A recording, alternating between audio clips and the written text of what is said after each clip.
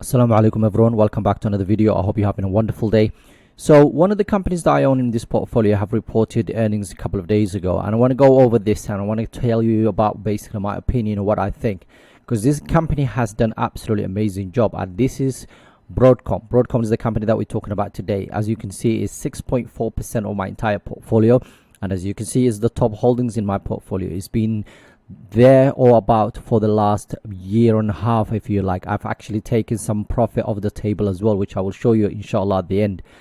So yeah, it's done really well. So what I want to do now is actually look at the company and see what they've reported, and I'm going to tell you exactly what I will be doing moving forward, because this company, not only have they reported their earnings, they've also announced a split in terms of their shares. Basically they're going to split, they're basically doing 10-to-1 split, which basically that means is each share will now become 10 little shares, if you like. Okay, for that reason, it's a bit very similar to what Nvidia has done recently. So let's have a look at the company. Let's talk about basically some of the financials that they've reported, and see inshallah if we will add to it, if we will sell it at this point, and what I'm going to do, because normally I like to keep my portfolio just nice and neat and just keep a majority of my companies 5% or less in terms of the overall entire portfolio, because I don't want to if this becomes 20%, 30% of the portfolio and something happens to it, I can lose that 20%. So normally I like to keep it within 5%. So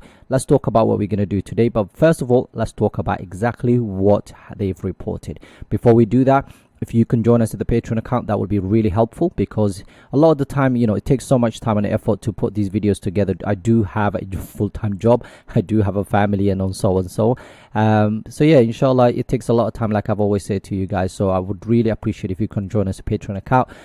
Although it says £4.50 a month, that will be about 15p per day, and you get a lot out of it. You get all the real-time buys and sells, all the dividends that I've received, a frequent family portfolio, which basically is not accessible to anywhere else. So you've got the dividend trackers, you've got the dividend calendars, you've got stock watch list, which I'm updating currently, you've got the ETFs, and on top of that, you've got private Discord, where a lot of brothers are sharing really good practices on daily basis, talking about what they're buying, what they're selling, what is happening in the markets, news, and so on. So they are way more active on that basic Discord, I promise you, than I am, because I'm one man. There's a lot of brothers, mashallah, who are sharing very good practices. So if you want to join the community and learn something, inshallah, please do that by joining us at the Patreon account, and then you get access to the Discord, inshallah. Right, so the company we're talking about today, like I said to you, is Broadcom. Broadcom is actually up over 53% since the beginning of the year. So since January this year, they were up about over 53%, which is absolutely ridiculous. For the 1 year, they are up 101%. So let's have a look at basically what the company has reported. So they actually basically beat top line, bottom line. Top line being the revenue side of it, bottom line being the EPS side of it. So EPS, basically they beat it by 12 cents, and basically when it comes to revenue, a year over year, this is now okay. Let's talk about first this part. So for over 480 million, basically than what they were expected. Now, a lot of these 43%, this is year over year, right? Over these 43% comes from VMware. VMware is a company they acquired. It's a software company. So that for that reason, the stock, basically the revenue actually gone up quite a bit. So this is not complete organic growth from the company. This is a lot to do with the acquisition that they've done for VMware. So adjusted EBITDA, we're looking at $7.4 billion, which is absolutely amazing.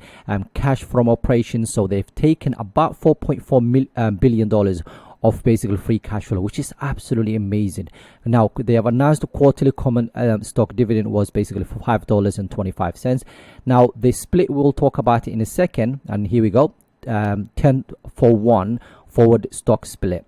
So I think it was the 15th of July. So from the 15th of July, every share of this company, so right now it's trading 1,700. So it will be about $170 per share if we are still trading around the same. So that's basically one of the reasons people think, oh, this is amazing, is the fact that it's now easier to buy one share of this company if your brokerage account does not allow split by fractional shares. We have fractional shares when it comes to trading 2 on 2. You can buy, I don't know, £1 of this company, £2 of this company right now on basically here. But it is important to also know there are people out there, there's brokerage out there that does not allow. And for that reason, some people actually get excited about it, and the stock all of a sudden goes in basically very high. Now, the stock has gone up since when they reported at the time, it was about 7%. I think it ended about 13-14% by the end of that night, by the end of yesterday. I didn't keep track of it. I'll actually check in a bit. But yeah, so they beat top line, bottom line. They basically carry on with their dividends. They actually announced the split, if you like, the forward and 10-for-1 stock split, which is basically good again. So what I want to do now is just look at the revenue side of it. Okay, so they've reported, we now know what they've reported, so let's talk about that important part. As you can see here, this is a different segment. So this is, we're looking at the basically fiscal year Q1, Q2 and so on. So we're now in Q2 2024 for this company. They have a semiconductor solutions. They also have basically infrastructure software, which is basically what VMware actually brought to the table. Now that the revenue from the semiconductor was $7.2 billion, and quarter over quarter was actually down about 2.5%. But year over year was actually up about 5.8%, which is really good. The infrastructure software, where is basically this company has done absolutely amazing, and that was $5.2 billion. You know, Q over Q or quarter over quarter basically was about 15-16% up, year over year 174%. And when you look at this section here, the EBITDA, you can see year over year is about 30% up basically, which is really, really great. Now, I love the fact of how diversified this basically company is. So space semiconductor solutions, all the stuff that they sell that's semiconductor related is 7.2. The software is now 5.2. And for me, this is really important because when I started investing in this company, they were mainly basically semiconductor company. They did have some software, but it wasn't a lot. The VMware brought that to the table, and this company has basically has been acquiring businesses since day one. They've actually, the company came together in I think it's the early 2000s. There's so many different companies that came together over the last whatever years. So they do acquire a lot of businesses, but I really love the 7.2 and 5.2 split between the basically semiconductor and the software side of things.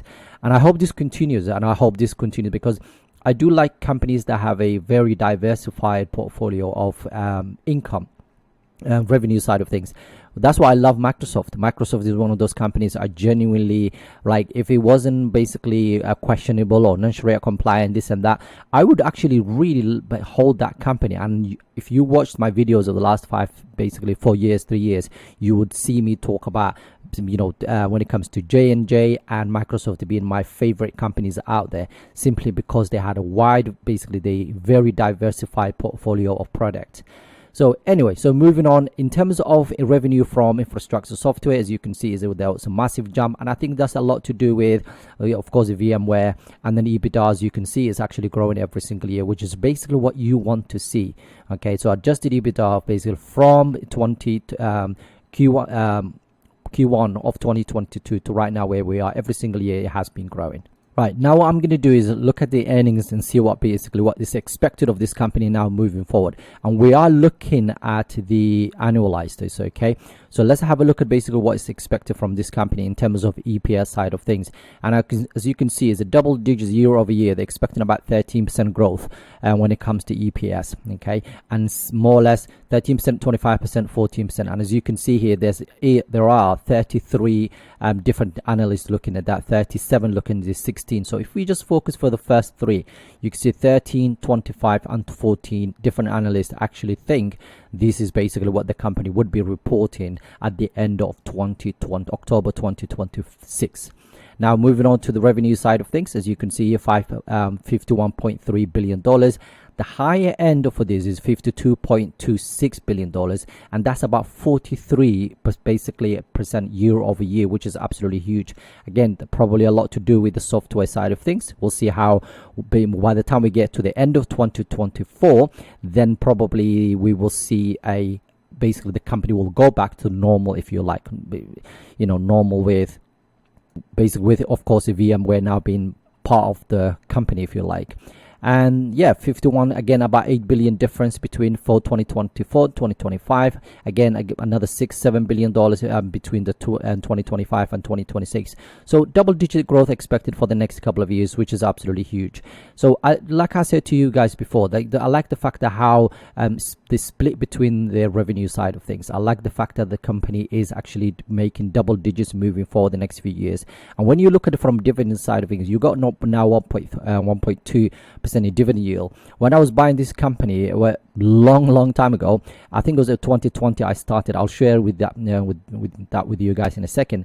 It was about 3%, and I think it was trading about 18 PE at the time, and right now it's crazy. And as you can see right now, it's actually gone up so much, 782 billion market cap, which is absolutely huge. Sooner or later, if this continues the way it's been for the last months, will probably become another $1 trillion company, or probably be, join the Magnificent Seven and be companies like Tesla and so on. So the dividends are definitely safe, and when it comes to payout ratio is actually quite low. They have increased that dividend 14% this year. They actually increased it for the last 5 years about 19%. 13%, basically 13 years of increase in it. $21 is basically what you will get right now, and based on the current stock. So soon when they do the split, that will be different, of course. And as you can see here, look, this is where it was the last 5 years. It was when I was buying this company, it was actually about over 3%. And right now is 1.2. So that's why it basically seems very expensive. And look at the PE. At the time I was buying this, it was about 15, 16, 17, 18. Right now it's basically 31. So it seems really expensive, really expensive. Let's have a look on the Morningstar, what they're actually saying. And I think they've updated it since, so 13th of June is basically when they updated this. And as you can see here, it's their price target is 1,550. And right now it's 1,000, let's call it 1,000, 1,700. So it is fairly valued, but so soon it will become overvalued again. The company, of course, it has wide economic moat. And I think genuinely moving forward, if we see dip in the market, I will definitely be adding to it. But right now it seems very expensive. But when you look at the total returns from this company over the last years, you can see the last 10 years, they've returned total return about almost at 38%, which is absolutely huge. Let me now go back and show you how much of this company. I only own 5 shares of this company. I say only 5 shares, but look at this. Almost £5,000 of that is actually profit. I'm up 265%. I actually made a sale December of just last year. I wish I didn't, but of course I took some profit off the table at the time, and I made about £1,000 in profit. At the time it was $1,130 per share, and of course right now is 1,700. So it's gone up about 600 since then, which is absolutely fine with me. But I was buying, like I said to you guys, I bought my first full share of this company December 2020. Okay, since then I've actually been buying bit here and there, to the point it was only this year to December of this year where I took some profit off the table. So what am I going to do moving forward? Of course, my average, I'll just quickly show you guys. As you can see here, my average right now for this company is $483 per share, or 369, let's call it £370 per share. So my plan is just to hold on to it. I'm not doing anything with it. I'm just going to wait and watch and get my dividends. I love the fact that they have a nice dividend, so I'm going to collect my dividend, see what's going to happen to the company moving forward. Maybe in a year down the line, if the stock market corrects or something happens, then I will add to it. But for now, I'm just going to leave it. Am I going to sell it? Definitely not. I think the fact that it's only about 6%, it's not gone up to at least a 10% or higher. So I'm going to leave it alone. I'm going to break my own rules, and I'm going to leave it alone. I'm not going to touch it. Just very quickly, I want to mention another company that has reported, and that is Adobe. Adobe just reported last night, and this is what they've reported. So they beat basically top line and bottom line again, similar sort of situation. Really nothing huge to worry about. Basic cash flow from operations were basically $1.94 billion in terms. So again, remaining performance obligations, which basically means the amount of customers that still on their records is still expected to pay, and so on, $17.86 billion.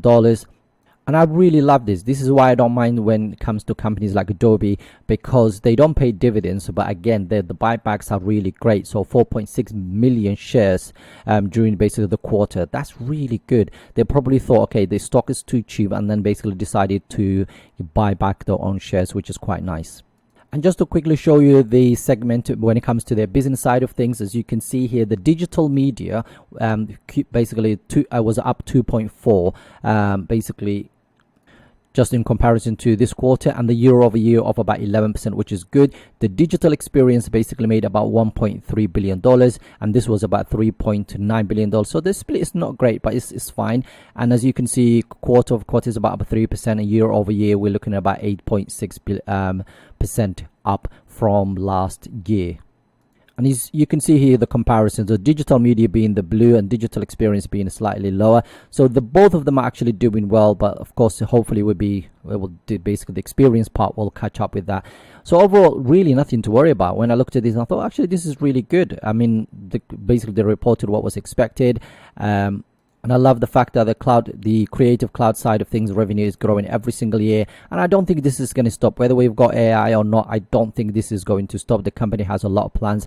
I haven't listened to their report yet. So I'm going to basically the earnings call. So that's my next thing that I'm going to do, inshallah. So I haven't actually listened to that yet. So once I listen to it, if there's anything that I need to share with you guys, I will share it with you guys. But yeah, as you can see, basically the company is doing well. There's absolutely no huge craziness going on with the company. And just quickly show you basically what's happening with the company in terms of valuation side of it. When it comes to Morningstar, it's again 4 stars. It's up a lot today, 15%, okay, because they came out and said, okay, what was expected to say. But again, it seems about 28% discounted right now. $635 per share is where they think the price should be. It's not even there yet, so we'll see what happens to the company. This has been updated just today.